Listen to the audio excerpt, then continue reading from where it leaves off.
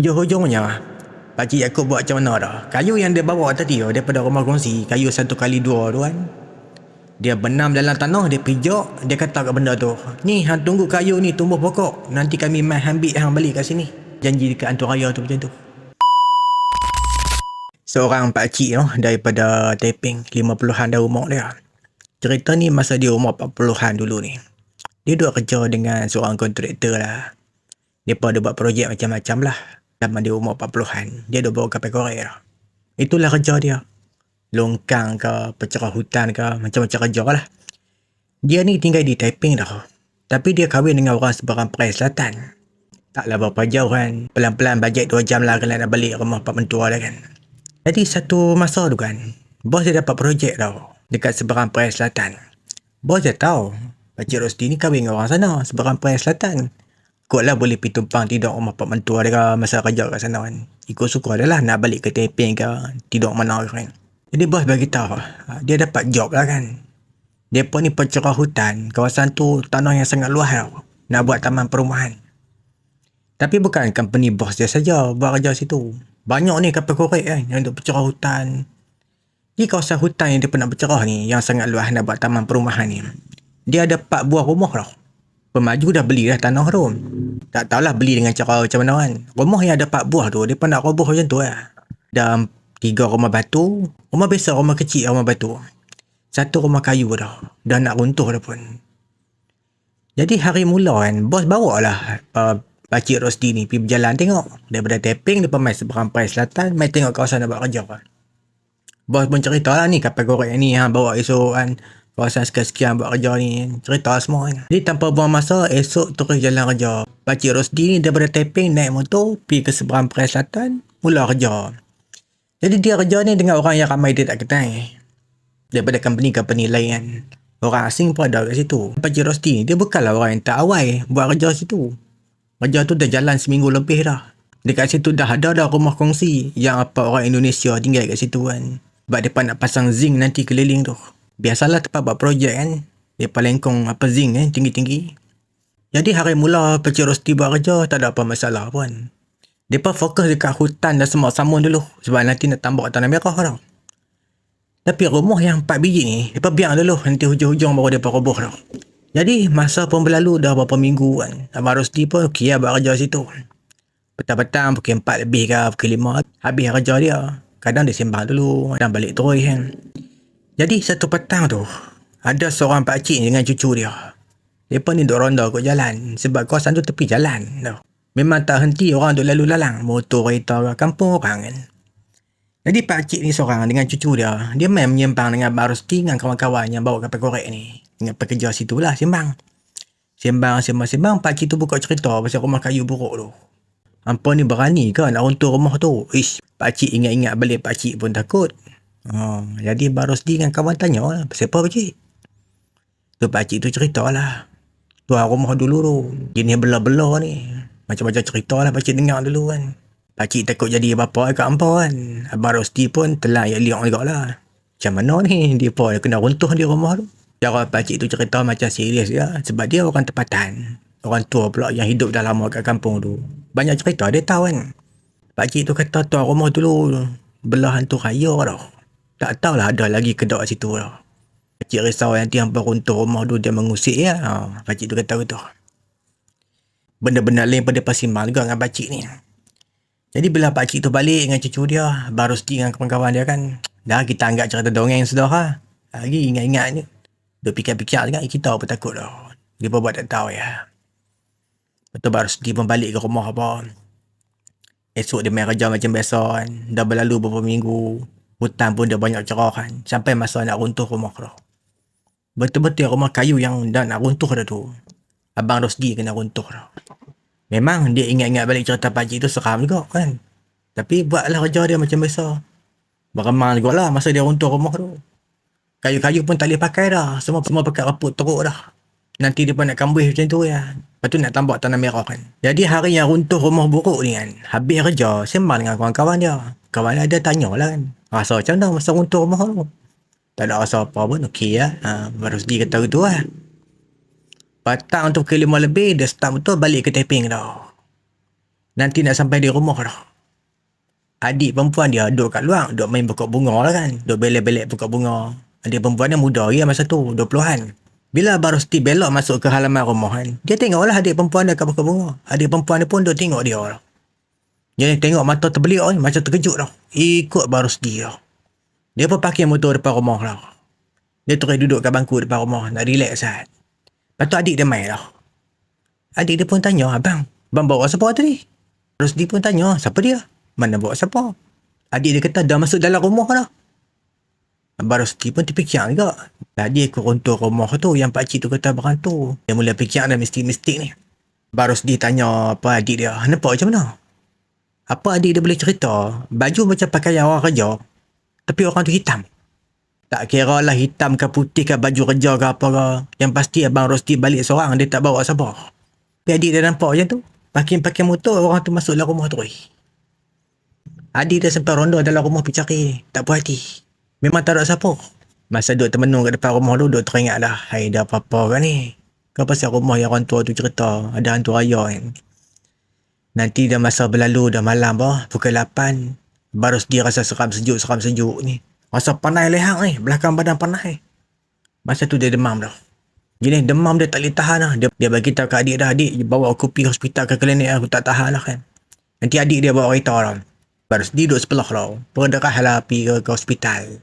Pergi hospital kerajaan lah. Adik dia pun bawa Abang Rosti masuk hospital jumpa doktor apa. Doktor mengesahkan demam biasa ya.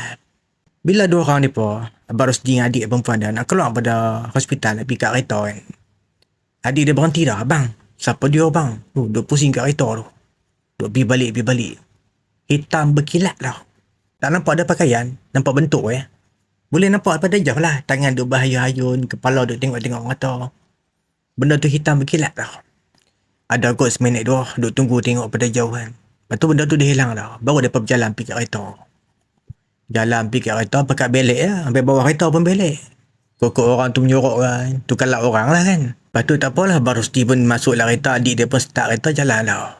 Nanti dalam kereta kan. Adik Abang Rosti dia tanya lah kan. Abang rasa macam mana lah. Yalah selepas jumpa doktor kan. Kalau ada kurang sikit ke apa kan. Tapi Abang Rosti dia jawab benda lain. Abang rasa macam ada benda kat belakang. Kat kursi yang duduk ni. Dekat seat belakang kan. Adik dia pun terus tengok cermin pandang belakang ni. Mana ada apa. Tapi Abang Rosti rasa macam ada benda duduk. Dia tak berani nak tengok. Bila adik dia tengok daripada cermin pandang belakang. Tak ada apa. Tak puas hati. Dia toleh kepala tengok. Dia kali-kali tengok hitam berkilat ya. Duduk bersila atas kusen. Sini yang bahaya balik ni. Dia tekan brek. Dia kilas steering. Mujur lah tak terbabas tak apa. Terbalik apa kan. Sebab kereta tak laju masa tu. Kira macam dia berhenti ke tepi ya kan. Menjerit adik Abang Rosti ni. Tak berhenti. Terus lari keluar. Dia tahan orang ni. Kebetulan situ kampung orang. Ramai orang duduk lalu. Dia bukan lewat sangat masa tu. Kira sebelum pukul 10 kot lebih kurang. Orang seorang demi seorang lalu berhenti kan. Ni tangan duk gegak ni punya lama. Terseduh-seduh duk terayuk dah. Masa dia tengok tu lah. Benda yang berkilat dah kat belakang. Duk tidur kat seat belakang kan. Abang Rosti dia tengok belakang. Dia tak nampak. Tapi dia tu demam. Dia pun tak larat. Dengan mata jadi kelabu dah. Dengan sejuknya. Sebabkan adik Abang Rosti tak boleh nak bawa kereta dah. Orang kampung kat situ dia pakat ramai-ramai. Nak tolong pergi hantar kan. Ada seorang lelaki dia bawa kereta. Seorang perempuan orang dekat-dekat situ. Rumah situ kan. Teman adik Abang Rosti duduk di belakang. Lepas tu ada sebiji kereta lagi follow pada belakang. Kereta tu lah nanti nak balik ke kampung mereka balik kan. Sampai ke rumah ayah pelik. Keluar sebiji kereta. Balik 2 biji kereta. Siapa dia? Lepas geng-geng tu main hantar Abang Rosti dengan adik perempuan. Dia pun cerita apa jadi kan. Adik Abang Rosti dia punya takut ni. Dia pergi melekat dengan mak Abang Rosti lah. Dia tak boleh duduk sorang-sorang dah masa tu. Dia teringat sangat-sangat dah. Sampai di rumah duduk terseduh-seduh. Dia punya teriak dia. Yang Abang Rosti ni. Dia sampai rumah dia makan ubat apa. Lagi teruk. Dengan pakai jaket. Pakai apa ambil selimut kan. Makin teruk dah. Kat sini Abang Rosti cerita kat orang tua dia. Kok ada kena mengena lah petang tadi runtuh rumah buruk tu. Yang orang kampung kata berhantu. Betul balik-balik terus jadi demam kan. Jadi ayah Abang Rosti dah fikir dah mistik-mistik ni. Dia rasa macam ada kena mengena kan. Ayah dia start motor pergi rumah kawan dia. Tapi panggil kawan nak suruh berubat apa kan. Jadi ayah pergi rumah kawan dia, nama dia Pakcik Yaakob dah. Lepas tu balik dia kan ke rumah kan. Ayah masuk rumah dulu, Pakcik Yaakob ikut belakang. Bila Pakcik Yaakob masuk dalam rumah, duduk diam. Tu dia melekat kat leher hang tu. Pakcik Yaakob beritahu tu. Ayah ada tanya Pakcik Yaakob, "Kop, hang tengok macam mana?" "Adalah cara aku." Dia kata gitu, "Adalah cara aku." Pakcik Yaakob pun pergi duduk dekat depan Pakcik Rosdi kan. Dia berdialog lah. Dia tak tengok muka Pakcik Rosdi. Dia tengok di atas kepala Pakcik Rosdi dah. Benda tu dia macam peluk leher Pakcik Rosdi. Duduk melekat kat belakang. Kepala makhluk tu duduk atas kepala Pakcik Rosdi. Tu pasal yang dia rasa panas leher dia. Pasal benda tu duduk peluk lah. Leher dia, belakang dia panas. Kat situ Pakcik Rosdi dia duduk kekal kan. Biarlah apa ni Pakcik Yaakob berdialog dengan benda tu. Panjang juga dialog dia.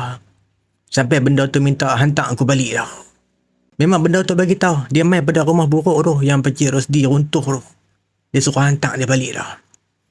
Mau tak mau, malam tu daripada taping, dia pun kena pergi seberang Perai Selatan ni. Nak pergi hantar balik benda tu. Tapi agak ramai lah pergi kan. Abang Rosdi ni, dia siap telefon bos dia lagi. Cerita benda ni. Mula bos saya tak percaya tau. Gelak-gelak melawak-melawak kan.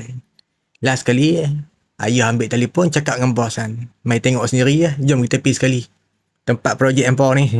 Tak lama lepas tu bos pun main dah dengan seorang kawan dia. Bos biji kereta. Kereta Abang Rosdi sebiji dengan kawan-kawan dia sekalian. Dengan apa, Pakcik Yaakob, ayah apa. Lepas tu sebiji kereta kawan teman juga. 3 biji kereta dia pergi.